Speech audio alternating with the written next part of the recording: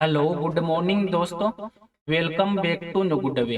आज दोस्तों 25 जून 2023 और 25 जून को हम जो संडे स्पेशल करंट अफेयर्स के जो इम्पोर्टेंट क्वेश्चन बनते हैं इनके बारे में हम डिटेल से डिस्कस करेंगे।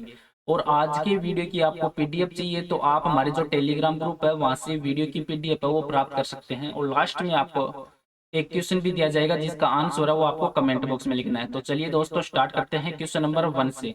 और आज का वीडियो आपको अच्छा लगे तो चैनल को सब्सक्राइब और इसका बेल आइकन है वो जरूर प्रेस करें ताकि डेली के जो वीडियो अपलोड कर रहा हूं मैं उनका नोटिफिकेशन है वो आपको मिलता रहे। क्वेश्चन नंबर 1 है कि किस राज्य ने 2022-23 के दौरान जो उच्चतम पवन क्षमता वो वृद्धि दर्ज की है।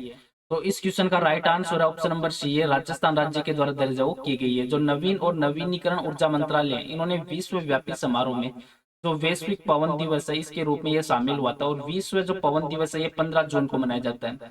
और राजस्थान को जो उच्चतम पवन क्षमता वृद्धि प्राप्त करने के लिए गुजरात को मुक्त पहुंच के माध्यम से उच्चतम पवन क्षमता में वृद्धि प्राप्त करने के लिए और तमिलनाडु को पवन टरबाइन की पुनर्शक्तिकरण है वो शुरू करने के लिए सम्मानित हो किया गया। और राजस्थान है तो इन्होंने उच्चतम पवन क्षमता वृद्धि और दर्ज की है।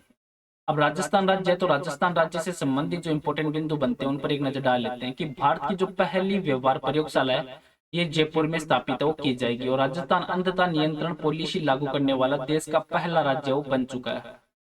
और 18वीं जो विश्व सुरक्षा कांग्रेस है जयपुर में आयोजित हुई और कोटा में विज्ञान केंद्र और तारामंडल का निर्माण वो किया जाएगा। और भारतीय सेना की जो दक्षिण पश्चिम कमान के द्वारा जो शत्रुनाश अभ्यास है इसका आयोजन राजस्थान में किया गया है। प्रधानमंत्री ग्रामीण आवास योजना ये राजस्थान का झुंझुनू जिला ये टॉप पे रहा है। और भारत की जो राष्ट्रपति हैं द्रौपदी मुर्मू इन्होंने 14वें राष्ट्रीय सांस्कृतिक महोत्सव का उद्घाटन राजस्थान में किया। और महिला निधि ये राजस्थान राज्य के द्वारा शुरू की गई पहली महिला सहकारी नीति। और राजस्थान राज्य ने महात्मा ज्योतिबा फुले की जयंती को सार्वजनिक अवकाश के रूप में घोषित किया है। और राज्य में जो सीएनजी पर चलने वाली देश की पहली टॉय ट्रेन है ये राजस्थान में इसका उद्घाटन किया गया है। अब राजस्थान राज्य तो राजस्थान राज्य क्षेत्रफल के अनुसार सबसे बड़ा राज्य है जिसको आप मैप में देख सकते हैं। और राजस्थान की एक सीमा है जो अंतरराष्ट्रीय सीमा है और ये सीमा पाकिस्तान से लगती है। और इस सीमा की लंबाई है वो 1070 किलोमीटर इसकी लंबाई है जिसे रेड क्लिफ के नाम से भी जाना जाता है। और राजस्थान के पड़ोसी राज्य हैं जैसे गुजरात, मध्य प्रदेश, पंजाब, उत्तर प्रदेश और हरियाणा। और राजस्थान के प्रेजेंट मुख्यमंत्री हैं अशोक गहलोत और राज्यपाल है कलराज मिश्रा। और राजस्थान राज्य का जो गठन है ये 18 मार्च 1756 को हुआ था। और 18 मार्च राजस्थान का राज्य का जो गठन हुआ था। और राजस्थान की राजधानी है जयपुर। और राजस्थान का स्थापना दिवस है वो 30 मार्च को राजस्थान स्थापना दिवस के रूप में मनाया जाता है। और राजस्थान में 3 बाघ अभ्यारण्य है जिसमें मुकुंदरा हिल्स, रणथंभौर और सरिस्का। और भरतपुर के समीप में राजस्थान में केवलादेव राष्ट्रीय उद्यान भी है। और हाल ही में राजस्थान में 50 जिले और 10 नए संभाग बनाए गए हैं। नेक्स्ट क्वेश्चन है क्वेश्चन नंबर 2 कि अंतरराष्ट्रीय योग दिवस है ये किस दिन मनाया जाता है। तो इस क्वेश्चन का राइट आंसर दोस्तों ऑप्शन नंबर बी, ये 21 जून को अंतरराष्ट्रीय योग दिवस के रूप में मनाया जाता है। जो अंतरराष्ट्रीय योग दिवस है इसमें योग के अनेक लाभों को प्रचारित किया जाता है। और इसमें जो राजस्थान योग दिवस है इसमें पूरी दुनिया में स्वास्थ्यपूर्ण जीवन के लिए संतुलन की जो महत्वपूर्णता है उसको उजागर करने के लिए एक मंच का भी कार्य करता है। और मनोवैज्ञानिक स्तर पर स्वस्थ शरीर, मस्तिष्क और आध्यात्मिक समन्वय के महत्व को हाईलाइट किया जाता है। और योग मन साधना, तनाव कम करने और संपूर्ण स्वास्थ्य और ऊर्जा बढ़ाने की प्रोत्साहित है वो भी इसमें की जाती है 21 जून को। और इस बार 21 जून को नोवा साइंस का वो मनाया गया था। और 21 जून को संयुक्त राष्ट्र मुख्यालय में जो प्रधानमंत्री नरेंद्र मोदी इनके द्वारा ये अनुमोदित वो किया गया था। और ये पहली बार है जब प्रधानमंत्री के द्वारा इस स्थान पर एक योग प्रोग्राम है वो भी आयोजित किया गया। और 2023 की जो थीम रखी गई है वो रखी गई है योगा फॉर वसुधैव कुटुंबकम, जो एक पृथ्वी, एक परिवार, एक भविष्य के लिए हमारी जो साझा इच्छा है उसका प्रतिनिधित्व भी किया जाता है। अब जून मंथ है तो जून मंथ में निम्न इंपॉर्टेंट दिवस और मनाए जाते हैं जिन पर एक नजर डाल लेते हैं कि 1 जून को हाल ही में विश्व दुग्ध दिवस और माता पिता का वैश्विक दिवस के रूप में मनाया गया। 3 जून को विश्व साइकिल दिवस, 5 जून को विश्व पर्यावरण दिवस, 6 जून को विश्व कीट दिवस और 7 जून को विश्व खाद्य सुरक्षा दिवस, 8 जून को वर्ल्ड ब्रेन ट्यूमर डे, 12 जून को बाल श्रम विरोधी दिवस और 14 जून को विश्व रक्तदाता दिवस, 15 जून को विश्व पवन दिवस और 18 जून को फादर्स डे के रूप में और 18 जून को अंतर्राष्ट्रीय पिकनिक दिवस के रूप में मनाया गया। और 20 जून को विश्व शरणार्थी दिवस और 21 जून को अंतर्राष्ट्रीय योग दिवस और 21 जून को विश्व संगीत दिवस और 23 जून को लोक सेवा दिवस, और 23 जून को अंतर्राष्ट्रीय ओलंपिक दिवस के रूप में मनाया गया। नेक्स्ट क्वेश्चन है क्वेश्चन नंबर 3 कि किसे आरबीआई के डिप्टी गवर्नर के रूप में नियुक्त किया गया है। तो इस क्वेश्चन का राइट आंसर है ऑप्शन नंबर डी, ये स्वामीनाथन जानकी रमन है, इनको नियुक्त किया गया है। जो भारत सरकार है इन्होंने स्वामीनाथन जानकी रमन है, इनको आरबीआई जो भारतीय रिजर्व बैंक है इनके डिप्टी गवर्नर है इसके रूप में इनको नियुक्त किया है। और इनकी जो नियुक्ति है वो 3 साल की अवधि के लिए इनकी नियुक्ति की गई है, जो ज्वाइनिंग तारीख से शुरू होगी और जब तक कोई अगला आदेश नहीं हो तब तक इनकी नियुक्ति की जाएगी। और जो जानकीनाथ रमन है इन्होंने महेश कुमार जैन है इनका स्थान वो लिया है, और जिनका कार्यकाल है ये 22 जून को समाप्त वो हो गया था। अब स्वामीनाथन जानकी रमन है ये वर्तमान में जो भारतीय स्टेट बैंक के एमडी के रूप में पद पर कार्य कर रहे हैं, और जहां पर वह कॉर्पोरेट बैंकिंग और सहायक प्रभाग की जो देख रेख वो करते हैं। अब आरबीआई तो भारतीय रिजर्व बैंक है, ये भारत का केंद्रीय बैंक और भारत के सभी बैंकों का संचालक भी है। और रिजर्व बैंक है वो भारत की जो इकोनॉमी है उसको भी कंट्रोल करता है, और इसका जो हेडक्वार्टर वो मुंबई में है। और इसकी स्थापना आरबीआई की वो 1 अप्रैल 1935 को इसकी स्थापना हुई थी। और आरबीआई के जो प्रेजेंट टाइम गवर्नर है वो शक्तिकांत दास, और इसकी आधार ऋण दर है वो है 6.25% आधार इसकी ऋण दर है। आरबीआई से संबंधित जो इंपोर्टेंट बिंदु बनते हैं उन पर एक नजर डाल लेते हैं कि भारतीय रिजर्व बैंक है इन्होंने कोहिमा में अपना उप कार्यालय खोला है, और गो डिजिट लाइफ इंश्योरेंस को भारत में जीवन बीमा कारोबार के लिए इरिडा की मंजूरी मिली है। और बीओबी ने national stock exchange of India में अपने स्वामित्व का एक हिस्सा बेचने के लिए अपने इरादे की भी घोषणा की है। और आरबीआई ने इंडियन ओवरसीज बैंक पर 2.2 करोड़ रुपए का जुर्माना वो लगाया है। और आरबीआई ने अनक्लेम्ड डिपॉजिट के निपटान के लिए जो 100 डेज सौंपे अभियान वो शुरू किया। और सेबी ने एचडीएफसी बैंक को एचडीएफसी एएमसी के नए मालिक के रूप में मंजूरी प्रदान की। और बैंक ऑफ बड़ौदा ने अपने डिजिटल प्लेटफॉर्म पर जो इलेक्ट्रॉनिक बैंक गारंटी है वो उसको हाल ही में लॉन्च किया। और सिटी यूनियन बैंक ने भारत का पहला वॉइस बायोमेट्रिक प्रमाणीकरण बैंकिंग एप्लीकेशन है ये लॉन्च किया। और एसबीआई ने जो अमृत कलश रिटेल जो टर्म डिपॉजिट स्कीम है वो शुरू की है। और इंडिया पोस्ट पेमेंट्स बैंक ने जो व्हाट्सएप पे बैंकिंग सेवाएं वो शुरू की है।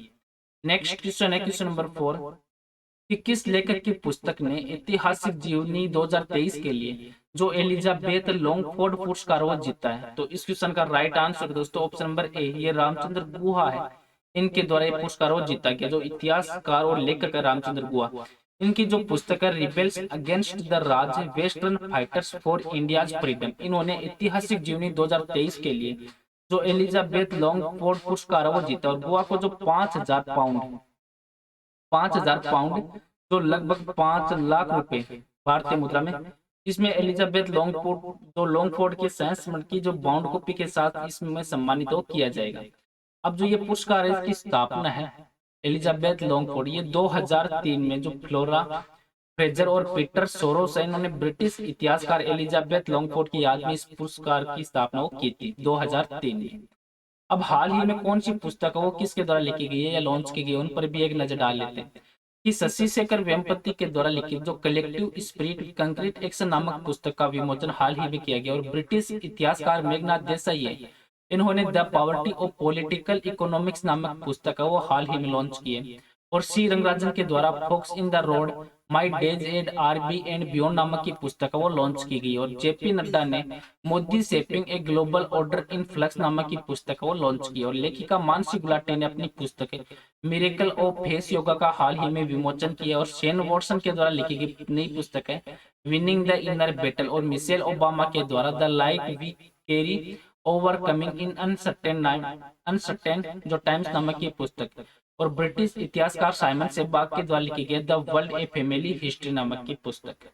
नेक्स्ट क्वेश्चन है क्वेश्चन नंबर 5 कि गोरखपुर में स्थित गीता प्रेस के 100 साल पूरे होने पर किसे किस पुरस्कार से सम्मानित किया गया है। तो इस क्वेश्चन का right answer option number C, Gandhi शांति पुरस्कार से सम्मानित किया गया है। जो संस्कृति मंत्रालय इन्होंने 2021 का जो गांधी शांति पुरस्कार है ये गीता प्रेस गोरखपुर है, इनको अहिंसक और अन्य गांधीवादी तरीकों के माध्यम से सामाजिक आर्थिक और राजनीतिक परिवर्तन की दिशा में एक उत्कृष्ट योगदान के लिए ये पुरस्कार इनसे सम्मानित किया जाएगा। और गीता प्रेस पुरस्कार देने का निर्णय प्रधानमंत्री नरेंद्र मोदी की अध्यक्षता वाली जूरी है, इनके द्वारा यह निर्णय लिया गया है। अब इस पुरस्कार से संबंधित जो इंपोर्टेंट बिंदु बनते हैं उन पर एक नजर डाल लेते हैं कि गांधी शांति पुरस्कार है भारत सरकार के द्वारा 1995 में महात्मा गांधी की जो 125वीं जयंती के अवसर पर महात्मा गांधी के द्वारा समर्थित जो आदर्श है उनको श्रद्धांजलि के रूप में स्थापित एक वार्षिक पुरस्कार, और ये पुरस्कार वो राष्ट्रीयता, नस्ल, भाषा, जाति, पंथ या लिंग की परवाह किए बिना सभी व्यक्तियों के लिए खुला। और इस पुरस्कार में 1 करोड़ रुपए का नगद पुरस्कार और एक प्रशस्ति पत्र और एक पट्टिका और एक पारंपरिक हाथ से बनी वस्तु शामिल होती है। और ये प्रतिष्ठित पुरस्कार वो दक्षिण अफ्रीका के पूर्व राष्ट्रपति नेल्सन मंडेला और तंजानिया के पूर्व राष्ट्रपति जूलियस जो न्यायालय है इन जैसे दिग्गजों को भी ये दिया गया। और ये पुरस्कार विजेताओं में सुल्तान काबूस बिन सईद अल सईद जो ओमान 2019 को, और बंगबंधु शेख मुजीबुर रहमान 2020 में बांग्लादेश में ये इन विजेताओं को ये पुरस्कार दिया जा चुका है। नेक्स्ट क्वेश्चन है क्वेश्चन नंबर 6 कि रिसर्च एंड एनालिसिस विंग रो इनके नए प्रमुख के रूप में किसे नियुक्त किया गया है। तो इस क्वेश्चन का राइट आंसर दोस्तों ऑप्शन नंबर बी है, रवि सिन्हा है, इनको नियुक्त किया गया है। जो वरिष्ठ आईपीएस अधिकारी हैं रवि सिन्हा, इनको भारत की जो बाहरी खुफिया एजेंसी है रिसर्च एंड एनालिसिस विंग रो इनका नया चीफ वो नियुक्त किया। और सिन्हा वो सामंत कुमार गोयल की जगह लेंगे और जिनका 4 साल का कार्यकाल है ये 30 जून को पूरा हो रहा है। और कैबिनेट की नियुक्ति समिति इन्होंने सिन्हा की जो रो सचिव के रूप में 2 साल के लिए इनकी नियुक्ति को मंजूरी प्रदान की। और छत्तीसगढ़ कैडर के 1988 बैच के वरिष्ठ भारतीय पुलिस सेवा अधिकारी हैं रवि सिन्हा। ये वर्तमान में कैबिनेट सचिवालय में विशेष सचिव के रूप में भी कार्य कर रहे हैं। अब अपॉइंटमेंट से संबंधित जो इंपोर्टेंट बिंदु बनते हैं उन पर एक नजर डाल लेते हैं कि अश्विनी कुमार की यूको बैंक के एमडी के रूप में नियुक्ति की गई है। और प्रवीण कुमार श्रीवास्तव ये सीवीसी के रूप में इन्होंने शपथ ग्रहण की। और अजय यादव ने एसईसीआई के एमडी के रूप में कार्यभार संभाला है। जी कृष्ण कुमार को भारत पेट्रोलियम कॉर्पोरेशन के अध्यक्ष के रूप में नियुक्त किया। और एलआईसी ने तक्ष पांडे और एम जगन्नाथ को नया एमडीओ नियुक्त किया है। और भारत सरकार ने सिद्धार्थ मोहंती को एलआईसी के अंतरिम अध्यक्ष के रूप में नियुक्त किया है। और महिंद्रा फाइनेंस ने राहुल रेबेलो को एमडी और सीईओ के रूप में नियुक्त किया है। और आरबीआई ने जेपी मॉर्गन चेस के नए सीईओ के रूप में प्रभदेव सिंह है इनकी नियुक्ति को मंजूरी प्रदान की। और सीनू झावरा वो टीआईई राजस्थान की पहली महिला अध्यक्ष वो बनी है। नेक्स्ट क्वेश्चन है सॉरी तो रो है इसकी स्थापना ये 21 सितंबर 1968 को रो की स्थापना की गई थी। और इसका हेडक्वार्टर वो दिल्ली में है। और इसके जो सचिव सामंत गोयल थे, अब इसके जो नए प्रमुख है वो रवि सिन्हा को नियुक्त किया गया है। नेक्स्ट क्वेश्चन है क्वेश्चन नंबर 7 कि किस संस्थान ने detox development repurposing environmentally harmful subsidies नाम से एक रिपोर्ट जारी की है। तो इस क्वेश्चन का right answer option number C, ये वर्ल्ड बैंक के द्वारा रिपोर्ट जारी की गई है। जो विश्व बैंक है इन्होंने हाल ही में ये रिपोर्ट जारी की। और इस रिपोर्ट के अनुसार जो कृषि, मछली पकड़ने और जीवाश्म ईंधन के लिए जो सब्सिडी पर बड़ी मात्रा में धन की बर्बादी है वो हो रही है, जिसका उपयोग वो जलवायु परिवर्तन से निपटने और मानवता और पर्यावरण को लाभ पहुंचाने के लिए किया जा सकता है। वर्ल्ड बैंक है तो वर्ल्ड बैंक एक विशिष्ट संस्था है जिसका मुख्य उद्देश्य है कि सदस्य राष्ट्रों को पुनर्निर्माण और विकास के कार्यों में आर्थिक सहायता देना। और विश्व बैंक समूह है वो 5 अंतरराष्ट्रीय संगठनों का एक ऐसा समूह है जो सदस्य देशों को वित्त भी देता है और इसके साथ में वित्तीय सलाह भी देता है। और वर्ल्ड बैंक का जो हेडक्वार्टर है वो वाशिंगटन डीसी में। और इसकी स्थापना है वर्ल्ड बैंक की तो ये जुलाई 1944 में इसकी स्थापना वो की गई थी। और इसके जो प्रेसिडेंट से प्रेजेंट टाइम में अजय बंगा और सीईओ है अंशुला कांत। और इसके सदस्यता देश है 189 और प्रेजेंट टाइम में जो आईडीए के हैं वो 173 है। अब वर्ल्ड बैंक से संबंधित जो इंपोर्टेंट बिंदु बनते हैं उन पर भी एक नजर डाल लेते हैं कि भारतीय मूल के अजय बंगाई इनको विश्व बैंक का नया अध्यक्ष वो चुना गया है। और विश्व बैंक समूह ने जो बिजनेस रेडी है नामक की एक नई परियोजना वो शुरू की। और वर्ल्ड बैंक ने world development report 2023 migrant refugee and society जारी की। और विश्व बैंक वो उड़ीसा को $100 मिलियन का ऋण प्रदान किया है। और भारत और विश्व बैंक ने भारत में 4 राज्यों में 781 किलोमीटर हरित राजमार्गों के निर्माण के लिए एक ऋण समझौते पर हस्ताक्षर किए। और विश्व बैंक ने ग्लोबल इकोनॉमिक्स जो प्रोस्पेक्ट रिपोर्ट जारी की है। नेक्स्ट क्वेश्चन है क्वेश्चन नंबर 8 कि किस राज्य की हॉकी टीम ने हॉकी इंडिया जूनियर जो पुरुष राष्ट्रीय चैंपियनशिप 2023 वो जीती है। तो इस क्वेश्चन का राइट आंसर है ऑप्शन नंबर ए, ये मध्य प्रदेश राज्य की टीम के द्वारा जीती गई है। तो मध्य प्रदेश की राउरकेला में जो 13वां हॉकी इंडिया जूनियर पुरुष राष्ट्रीय चैंपियनशिप में जो खेले गए फाइनल मैच में मध्य प्रदेश है इन्होंने चंडीगढ़ को 4-2 से हराकर ये किताब वो अपने नाम की। और मध्य प्रदेश की ओर से जो श्रेयस दुबे हैं, इन्होंने 1746वें मिनट पर 2 गोल करके, मोहम्मद हैं इनको 25 मिनट पर, और अलीम अहमद ने जो 52 गोल करके 52 में ने एक एक गोल दाकर अपनी टीम को 4-2 से जीत वो दिलाई है। अब मध्य प्रदेश राज्य है, तो मध्य प्रदेश राज्य से संबंधित जो इंपोर्टेंट बिंदु बनते हैं उन पर एक नजर डाल लेते हैं कि केनोय स्लालोम प्रतियोगिता मध्य प्रदेश ने 2 स्वर्ण पदक जीते और मध्य प्रदेश ने हॉकी में स्वर्ण पदक और रजत पदक जीता है। और मुख्यमंत्री लाडली बहना योजना 2023 का अनुमोदन है वो मध्य प्रदेश में किया गया। और 49वां अंतर्राष्ट्रीय खजुराहो नृत्य समारोह 2023 का शुभारंभ किया गया। और इंदौर के सुपर कॉरिडोर में यश टेक्नोलॉजी है, इसके आईटी कैंपस का शुभारंभ किया गया। और कटंगी क्षेत्र में रेल संचालन के लिए एमपी ट्रांसको ने जो रेलवे ट्रैक्शन फीडर है इसका उज्जीकरण तो किया। और मध्य प्रदेश ने एमएसएमई विभाग को जो केंद्र सरकार की ओर से अवार्ड वो मिला। और खजुराहो में सांस्कृतिक संपत्ति की सुरक्षा और बहाली पर पोशाक खजाने की वापसी प्रदर्शनी का भी उद्घाटन वो किया। और 5वें खेलो इंडिया यूथ गेम्स 2022 है, ये तात्या टोपे स्टेडियम में इसका कार्यक्रम हुआ था। अब मध्य प्रदेश राज्य है, तो मध्य प्रदेश राज्य भारत का एक राज्य है जिसको आप मैप में देख सकते हैं। और मध्य प्रदेश राज्य से 16 जिले अलग करके छत्तीसगढ़ राज्य की स्थापना की गई थी। और मध्य प्रदेश के पड़ोसी राज्य हैं जिसमें उत्तर प्रदेश, छत्तीसगढ़, महाराष्ट्र, गुजरात और राजस्थान है। और प्रेजेंट टाइम में यहाँ के मुख्यमंत्री हैं शिवराज सिंह चौहान और राज्यपाल है मंगूभाई छगनभाई पटेल। और मध्य प्रदेश राज्य का गठन है ये 1 नवंबर 1956 का हुआ था। और मध्य प्रदेश की राजधानी है भोपाल। और मध्य प्रदेश है, तो मध्य प्रदेश संसाधनों से समृद्ध है और मध्य प्रदेश में हीरे और तांबे का सबसे बड़ा भंडार वो पाया जाता है। और मध्य प्रदेश की जो सबसे ऊंची चोटी है धूपगढ़ पंचमढ़ी की है, जिसकी ऊंचाई है ये 1350 मीटर, जिसे फुट में देखे तो ये 4429 फुट की इसकी ऊंचाई है। नेक्स्ट क्वेश्चन है क्वेश्चन नंबर 9 कि किस राज्य ने धर्म की स्वतंत्रता के अधिकार के संरक्षण अधिनियम 2022 को निरस्त कर दिया, जिसे धर्मांतरण विरोधी कानून के रूप में भी जाना जाता है। तो इस क्वेश्चन का राइट आंसर है ऑप्शन नंबर सी, ये कर्नाटक राज्य। जो कर्नाटक में कांग्रेस की सरकार है, इन्होंने राज्य में जो धर्म की स्वतंत्रता के अधिकार जो संरक्षण अधिनियम 2022 है इसको निरस्त करने की घोषणा की है, जिसे धर्मांतरण विरोधी कानून के रूप में भी जाना जाता है। और धर्मांतरण विरोधी विधेयक है, इसको कर्नाटक धर्म की स्वतंत्रता के अधिकार संरक्षण विधेयक 2021 है इसके रूप में भी जाना जाता है। और कर्नाटक विधानसभा इन्होंने दिसंबर 2021 के अंतर्गत ये लाया गया था। और कांग्रेस के विरोध के बावजूद ये 2022 में लागू हुआ था। और इसका उद्देश्य कि लालच, दबाव, जबरदस्ती या कपटपूर्ण साधक या सामूहिक धर्मांतरण के माध्यम से धर्मांतरण को रोकना था। और इसमें 25,000 रुपए के जुर्माने के साथ में 3 साल की कैद का प्रावधान, 3 साल से लेकर 5 साल की कैद का प्रावधान और रखा गया है, जिसमें नाबालिग महिलाएं या अनुसूचित जाति जनजाति के प्रावधानों के उल्लंघन के लिए या अपराधियों को 3 से 10 साल की कैद और 50,000 रुपए का जुर्माना वो नहीं देना होगा। इसमें कम से कम का जुर्माना वो नहीं देना होगा। अब कर्नाटक राज्य, तो कर्नाटक राज्य से संबंधित जो इंपोर्टेंट बिंदु बनते हैं उन पर एक नजर डाल लेते हैं कि प्रधानमंत्री मोदी ने कर्नाटक में शिवमोगा हवाई अड्डा है उसका उद्घाटन किया। और कर्नाटक ने मुख्यमंत्री ने 108 नंबर क्लिनिक का शुभारंभ हाल ही में किया। और एशिया का सबसे बड़ा हेलीकॉप्टर कारखाना कर्नाटक में खोला गया। प्रधानमंत्री ने नारायणपुर लेफ्ट बैंक नहर विस्तार नवीनीकरण और आधुनिकीकरण परियोजना का उद्घाटन किया। और सहकार समृद्धि सौदा का निर्माण कर्नाटक राज्य में किया जाएगा। और कर्नाटक ने 54 साल बाद संतोष ट्रॉफी जीती है। और कर्नाटक राज्य में भगवान बसवेश्वर और नाथ प्रभु केम्पेगौड़ा की मूर्तियों का अनावरण किया। और कर्नाटक राज्य ने इंडिया जस्टिस रिपोर्ट 2022 में शीर्ष स्थान हासिल किया। और कर्नाटक राज्य सरकार ने गृह ज्योति योजना, गरीबों के लिए सपनों का आवास योजना वो शुरू की है।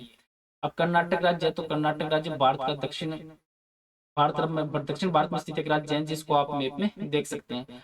और कर्नाटक के पड़ोस में गोवा, महाराष्ट्र, आंध्र प्रदेश, तमिलनाडु और केरल से इसकी सीमाएं लगती है। और इसके पश्चिम में अरब सागर भी। और कर्नाटक के प्रेजेंट मुख्यमंत्री बसवराज बोम्मई और राज्यपाल थावरचंद्र गहलोत। और कर्नाटक में टोटल जिले हैं 31। और कर्नाटक की राजधानी है बेंगलुरु। और कर्नाटक राज्य का गठन है ये 1 नवंबर 1956 को कर्नाटक राज्य का गठन वो हुआ था। नेक्स्ट क्वेश्चन है क्वेश्चन नंबर 10 कि किसने नॉलेज और नए आइडिया को साझा करने के लिए एक नॉलेज शेयरिंग प्लेटफॉर्म वो लॉन्च किया है। तो इस क्वेश्चन का राइट आंसर दोस्तों ये ऑप्शन नंबर ए, ये NHAI के द्वारा ये लॉन्च किया गया। जो भारतीय राष्ट्रीय राजमार्ग प्राधिकरण है NHAI, इन्होंने नॉलेज और नए आइडिया को साझा करने के लिए एक नॉलेज शेयर जो प्लेटफॉर्म है उसको लॉन्च किया। और सड़क निर्माण में अब आम जनता है उस वो भी अपना सुझाव वो दे सकती है।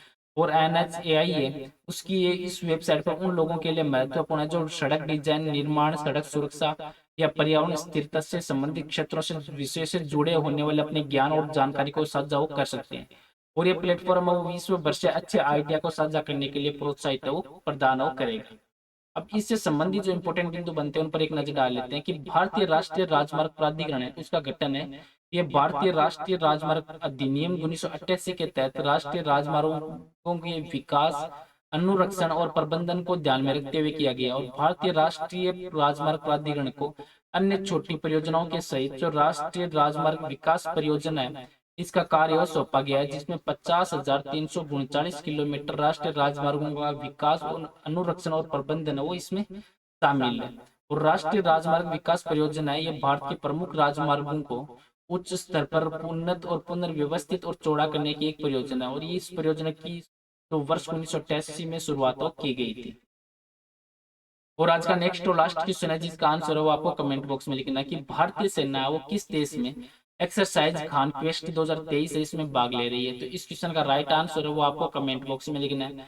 और पीछे के वीडियो में भी आपको क्वेश्चन दिया था कि फेस ऑथेंटिकेशन फीचर के साथ PM किसान मोबाइल एप्लीकेशन है ये किसके द्वारा लॉन्च की गई है। तो इस क्वेश्चन का राइट आंसर था ऑप्शन नंबर सी है, नरेंद्र सिंह तोमर के द्वारा वो लॉन्च की गई थी। जो केंद्र की सरकार की महत्वाकांक्षी और किसानों को आय सहायता के लिए जो लोकप्रिय प्रधानमंत्री किसान सम्मान निधि है इसके अंतर्गत जो फेस ऑथेंटिकेशन फीचर का PM किसान मोबाइल एप्लीकेशन है ये जो प्रेजेंट टाइम में केंद्रीय कृषि मंत्री हैं नरेंद्र सिंह तोमर इनके द्वारा ये लॉन्च की गई है।